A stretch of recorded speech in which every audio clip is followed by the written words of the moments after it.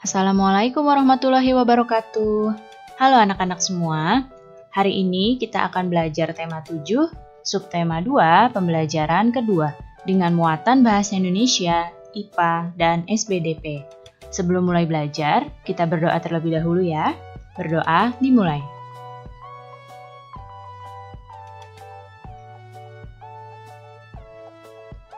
Berdoa selesai. Baik anak-anak, sudah siap untuk belajar hari ini? Kalau sudah siap, mari kita mulai belajarnya. Pertama-tama, kita akan mempelajari muatan bahasa Indonesia. Di hadapan kalian, ada dua orang anak yang sedang membaca buku. Ketika sedang membaca, salah satu anak ini bertanya pada temannya, apakah temannya masih ingat tentang cara mencari informasi dari bacaan? Lalu temannya menjawab, dia masih ingat, yaitu cara mencari informasi penting dari bacaan dengan membuat pertanyaan dan menjawabnya. Cara mencari informasi penting dari bacaan. Mari kita ingat kembali. Yang pertama, kalian harus membaca teks bacaan tersebut dengan cermat dan juga teliti. Kemudian, kalian buatlah peta pikiran tentang pertanyaan dan juga jawaban yang merupakan informasi penting dari bacaan. Kalian buat pertanyaan dengan menggunakan kata tanya yang sudah kalian pelajari. Kemudian, dari pertanyaan tersebut kalian jawab dan kalian akan mendapatkan informasi penting dari teksnya. Setelah kalian membuat peta pikiran yang berisi pertanyaan dan jawaban, kalian gabungkan jawaban-jawaban tersebut menjadi satu simpulan bacaan. Sekarang coba kalian bacalah teks berikut ini dengan cermat.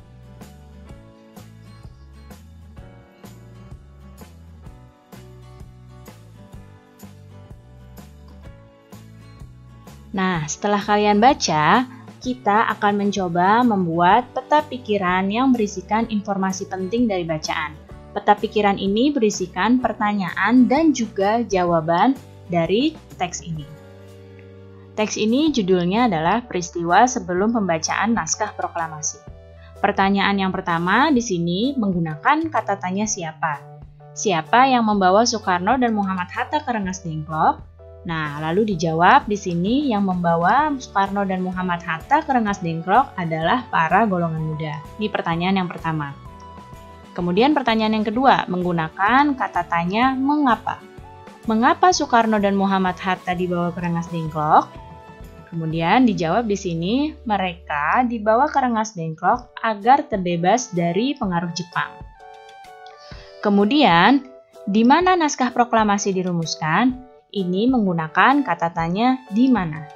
Lalu jawabannya, naskah proklamasi dirumuskan di rumah Laksamana Maeda. Dan satu pertanyaan lagi menggunakan kata tanya siapa. Siapa yang menandatangani naskah proklamasi? Lalu jawabannya yang menandatanganinya adalah Soekarno dan Muhammad Hatta. Nah, setelah kalian membuat peta pikiran seperti ini, kita akan membuat simpulannya. Ya, kita gabungkan dari jawaban-jawaban pertanyaan ini. Nah, jadi kita dapat kesimpulan Soekarno dan Muhammad Hatta dibawa ke Rengas Dengklok oleh para golongan muda. Tujuannya adalah agar terbebas dari pengaruh Jepang. Setelah itu, mereka kembali ke Jakarta dan merumuskan naskah proklamasi di rumah Laksamana Maeda. Naskah proklamasi ditandatangani oleh Soekarno dan Muhammad Hatta. Sudah ingat kembali ya cara mencari informasi penting dari bacaan?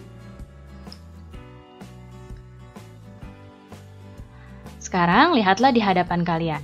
Ada seorang anak yang memasukkan es batu ke dalam air di gelas. Pernahkah kamu memasukkan es batu ke dalam air di gelas? Ya, mungkin kamu pernah ya melakukannya. Apa ya yang terjadi dengan es batu tersebut? Nah, sekarang kita akan mempelajari muatan IPA. Di hadapan kalian ini ada gambar es batu. Namun bisa kalian lihat di sini ada air di sekitar es batunya. Tandanya es batu ini sudah mulai mencair. Mencair merupakan peristiwa perubahan wujud benda padat menjadi cair. Peristiwa mencair terjadi karena adanya kenaikan suhu. Pemanasan pada benda mengakibatkan suhu menjadi lebih tinggi dari suhu awal. sehingga mengubah wujud benda padat menjadi cair. Itulah yang terjadi pada es batu. Es batu ini tadinya suhunya rendah. Karena ditaruh di luar ruangan atau dicampur dengan air yang suhunya lebih tinggi, maka lama-kelamaan es batu ini dapat mencair. Yang tadinya es batu ini benda padat, lama-kelamaan menjadi benda cair. Berikut ini adalah contoh peristiwa mencair di dalam kehidupan sehari-hari. Selain es batu yang mencair di dalam gelas atau es batu yang mencair ketika kita keluarkan dari kulkas, ada lagi peristiwa-peristiwa lain. Yang pertama adalah mentega yang meleleh saat dipanaskan. Kemudian, coklat batang yang meleleh saat dipanaskan. Besi yang mencair saat dipanaskan dengan suhu tinggi. Dan lilin yang meleleh saat dipanaskan atau dinyalakan sumbunya. Nah, bisa kalian lihat di sini contohnya mentega yang meleleh saat dipanaskan. Mentega tadinya bentuknya padat. Ketika ditaruh di atas wajan dan terkena panas dari api, nah di sini mentega akan meleleh. Ini tandanya mentega mengalami peristiwa mencair. Kemudian coklat batang. Coklat batangan ini juga tadinya benda padat. Ketika dipanaskan di atas kompor atau di atas benda yang panas, coklat ini dapat meleleh seperti ini. Begitu pula dengan besi. Besi yang padat ketika dipanaskan dengan suhu yang sangat tinggi, maka besi tersebut dapat mencair. Jadi seperti ini. Bisa kalian lihat di sini yang menyala, ini adalah cairan besinya. Besi bisa mencair seperti ini ketika dipanaskan dengan suhu yang sangat tinggi. Dan ada lilin yang meleleh saat apinya dinyalakan. Nah, seperti ini. Bisa kalian lihat di sini, di sekitar lilin juga ada cairannya yang dekat api. Ini tandanya lilin mengalami peristiwa mencair.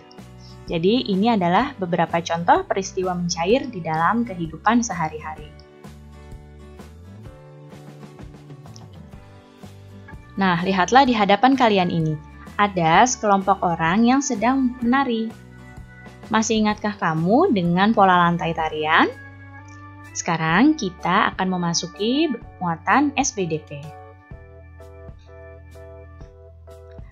Pola lantai adalah garis-garis di lantai yang dilalui oleh penari dari perpindahan satu tempat ke tempat lain saat melakukan gerakan tarian. Sebelum membahas pola lantai, kita akan mengingat kembali tentang bentuk karya tari. Bentuk karya tari itu ada 3. Yang pertama ada bentuk tari tunggal, kemudian yang kedua ada bentuk tari berpasangan, dan yang ketiga ada bentuk tari berkelompok. Nah, bisa kalian lihat di sini, kita akan amati pada tari tunggal ini kira-kira apa pola lantai yang bisa digunakan? Ya, pada tari tunggal ini, pola lantai yang bisa digunakan contohnya adalah pola lantai lurus, bergerak secara vertikal dan secara horizontal. Penari bisa melakukan gerakan maju mundur atau juga melakukan gerakan geser ke kiri dan ke kanan. Kemudian bentuk tari berpasangan. Pada bentuk tari berpasangan, pola yang bisa digunakan adalah pola lantai diagonal. Di sini bisa kalian lihat penari pria berada di belakang penari wanita, sehingga membentuk garis diagonal. Pola lantai tari berpasangan ini dibuat oleh sepasang penari. Dan yang satu lagi ini ada bentuk tari berkelompok. Bisa kalian amati di sini, pola lantainya adalah pola lantai melingkar. Ya. Jadi ini adalah beberapa bentuk karya tari dan pola lantai yang digunakan. Baik anak-anak, cukup sekian ya penjelasan Ibu kali ini. Mudah-mudahan kalian paham dan mengerti. Terima kasih anak-anak semua, sampai jumpa lagi. Wassalamualaikum warahmatullahi wabarakatuh.